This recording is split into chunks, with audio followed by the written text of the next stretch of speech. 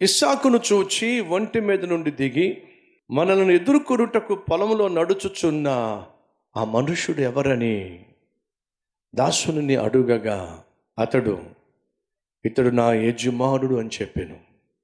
గనుక ఆమె ముసుగు వేసుకొనెను. అప్పుడు ఆ దాసుడు తాను చేసిన కార్యములన్నీ ఇస్సాకుతో వివరించి చెప్పాను.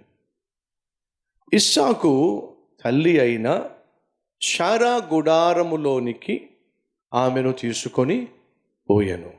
అట్లు అతడు రిబ్కాను పరిగ్రహింపగా ఆమె అతనికి భార్య ఆయను. అప్పుడు ఆమెను ఇస్సాకు ఏం చేశాడు? ప్రేమించెను. ప్రశ్న: ప్రేమించి పెళ్లి చేసుకోవాలా, పెళ్లి చేసుకుని ప్రేమించాలా? మీరే చెప్పండి. అబ్బే, నోట్లోంచి మాట రాదు. ఎందుకు వస్తుంది? బైబిల్లో ఏముందో చూసారా? రిబ్కాను ఇస్సాకు పెళ్లి చేసుకున్నాడు. పెళ్లి చేసుకున్న తరువాత తన భార్యను ప్రేమించాడు. ఇది బైబిల్ యొక్క విధానం. పెళ్లి చేసుకోక మునిపే ప్రేమించేయటం, ప్రేమ ప్రేమ అని అంటూ ఆ ప్రేమ ముసుగులో పెళ్ళి కాకుండానే భార్యాభర్తలుగా జీవించేయటం, ఆ తర్వాత వాళ్ళిద్దరి మధ్య మనస్పర్ధలు రావడం, చీ అంటే చీ అనుకోవడం, నీ ముఖం మళ్ళీ జీవితంలో చూడనని వాడంటాడు, నీ ముఖం నేను చూడనని చెప్పి ఏమంటుంది, ఆఖరికి ఇద్దరు విడిపోతారు. ఇప్పుడు వాళ్ళు ప్రేమించిన కారణం ఏమిటి? ఎందుకు ప్రేమించుకున్నారు? జీవితాంతం కలిసి ఉండడానికి అంటారా? కాదండి, అవసరము తీర్చుకోవడానికి. ఈరోజు ఎంతమంది అమ్మాయిలు అబ్బాయిలు విజిటింగ్ అవర్స్ ఉన్నప్పుడు నా దగ్గరకు వచ్చి, అన్నయ్య నేను మోసపోయాను, అన్నయ్య బ్రదర్ నేను మోసపోయాను బ్రదర్, ప్రేమ ప్రేమ అని చెప్పింది, నేను లేకుండా బ్రతకలేనని చెప్పింది, నేను లేకుండా బ్రతకలేను అని చెప్పి అన్నాడు, నువ్వే నా సమస్తము అన్నాడు, నువ్వే నా సర్వస్వం అన్నాడు, ఎలాగూ పెళ్లి చేసుకుంటాను అన్నాడు కదా అని చెప్పి పెళ్లి కాక మునిపే అతనితో నేను సంసారం చేయటం ప్రారంభించా.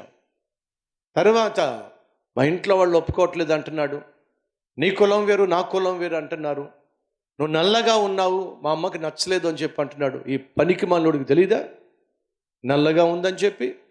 ఈ పనికి మాలిన వాడికి తెలియదా వాడి కులం ఏమిటో, అమ్మాయి కులం ఏమిటో? ఈ పనికి మాలిన వాడికి తెలియదా నీ ప్రాంతం వేరు మా ప్రాంతం వేరు, మా నాన్న ఒప్పుకోవట్లేదు? ఈ అన్ని ఏడుపులు ఎప్పుడు ఉండాలి? పరిచయం ఏర్పడినప్పుడు ఉండాలి. ప్రేమ దోమ అని చెప్పి చట్టాపట్టాలు వేసుకుని తిరిగి వాడుకున్న కోరికను అవసరాన్ని తీర్చుకొని, ఆ తర్వాత మా నాన్న ఒప్పుకోవట్లేదు, మా అమ్మ ఒప్పుకోవట్లేదు, నీ కులం వేరు నా కులం వేరు, నీ ప్రాంతం వేరు మా ప్రాంతం వేరు, నువ్వు నల్లగా ఉన్నావు, నువ్వు సన్నగా ఉన్నావు, నువ్వు పొడుగ్గా ఉన్నావు, నువ్వు పొట్టిగా ఉన్నావు, ఇలాంటి మాయగాళ్లను దయచేసి చెల్లెళ్ళో అసలు నమ్మకండి. ఈ రోజుల్లో ప్రేమ ప్రేమ అని చెప్పి ఎవరైనా కూడబడుతున్నాడంటే, ఏ అమ్మాయి అయినా కూడబడుతుందంటే దయచేసి వినో, నీకోసం ప్రాణం పెట్టేటటువంటి ప్రేమ కాదది, నీకున్న అందాన్ని అనుభవించేటటువంటి ప్రేమది. అర్థం చేసుకుంటే బాగుంటుంది.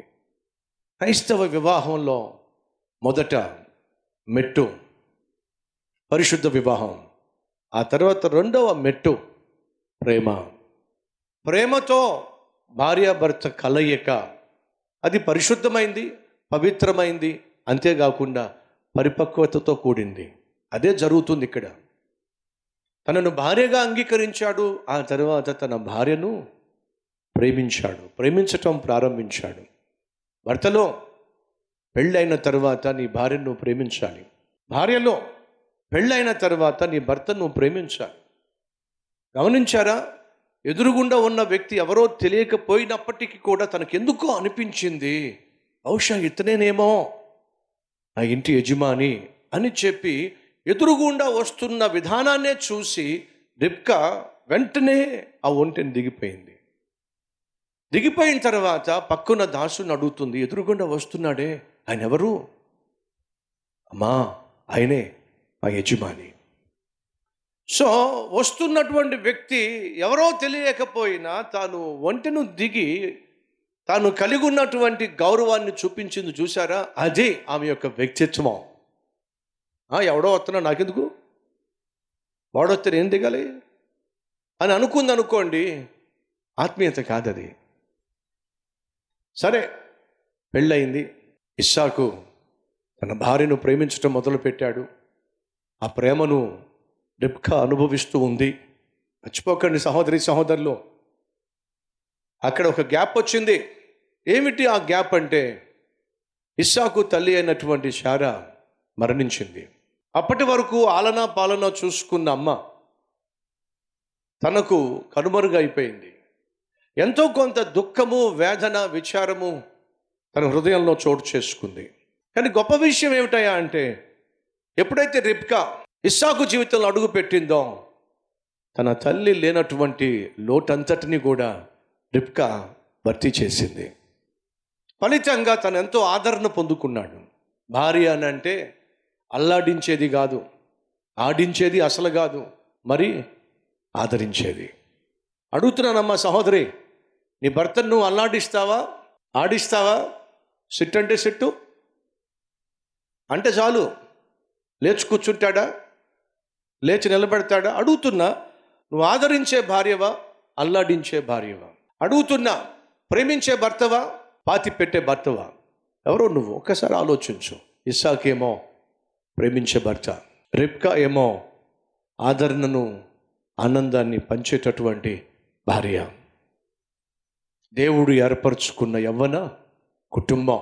ఆదరించే భార్య కాకుండా అల్లాడించే, ఆడించే భార్యవైతే, ప్రేమించే భర్తవు కాకుండా, ప్రేమను పంచకుండా మాటలతో పాతి పెట్టేటటువంటి భర్తవైనట్లయితే విను, ఈ కుటుంబంలో శాంతి సమాధానం ఉండదు.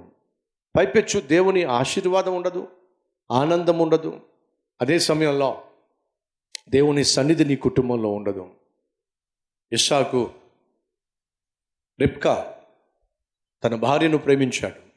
రిబ్కా భర్త హృదయంలో ఉన్నటువంటి గాయాన్ని లేక దుఃఖాన్ని అర్థం చేసుకొని ఆ దుఃఖాన్ని నివారించేటటువంటి బాధ్యతను స్వీకరించింది. చక్కని మాట. అప్పుడు ఇస్సాకు, అతడు ఆమెను ప్రేమించెను. అప్పుడు ఇస్సాకు తన తల్లి విషయమై దుఃఖము నివారణ పొందెను. భర్తను ఏడిపించకండి. ఉద్యోగం లేకో, ఆర్థికంగా స్థిరత్వం లేకో, పరిస్థితులు బాగోకో, సడన్గా ఆరోగ్యము దెబ్బతిన్నా, నీకున్నటువంటి బిడ్డలకున్నటువంటి అవసరాలు ఒకవేళ తీర్చలేనటువంటి స్థితికి చేరినా, భార్యగా నువ్వు అర్థం చేసుకుంటే నీ భర్త ఆయుష్ పెరుగుతుంది. భార్యగా నువ్వు అర్థం చేసుకొని ఆదరణగా మాట్లాడినట్లయితే నీ భర్త పుంజుకుంటాడు, ధైర్యాన్ని తెచ్చుకుంటాడు. ఇలాంటి భార్యను, ఇలాంటి బిడ్డలను నేను కష్టపడైనా, ప్రయాసపడైనా, ప్రాణం పెట్టైనా పోషించాలి, ప్రేమను పంచాలి అని చెప్పి పరుగులు తీస్తాడు. అర్ధాంగిగా అర్థం చేసుకో, ఆదరించు. అద్భుతమైన భర్తగా ఈ భార్యను ప్రేమించు, ఈ కుటుంబాన్ని ప్రేమించు, ప్రేమను పంచు. ఉన్న దాంట్లోనే సంతోషంగా, ఆనందంగా జీవించడానికి ప్రయత్నం చేయి.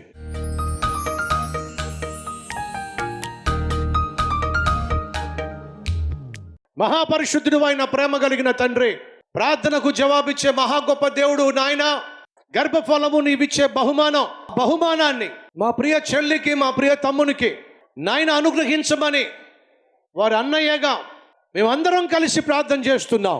రక్షక, మా ప్రార్థన ఆలకించో.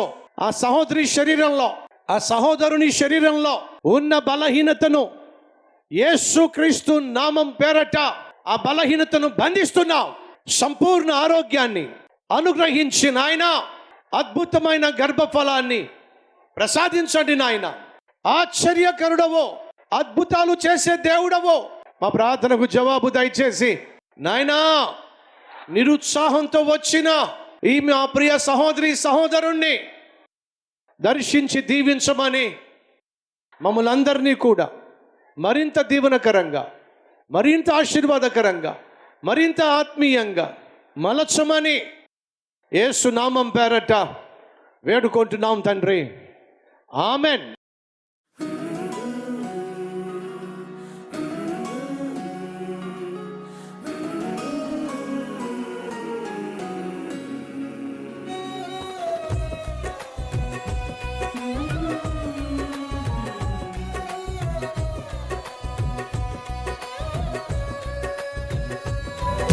ఫ్రెండ్స్, ఈరోజు అందించినటువంటి క్లుప్త సందేశం మీకు ఆశీర్వాదకరంగా ఉంటే లైక్ చేయండి, 10 మందికి షేర్ చేయండి.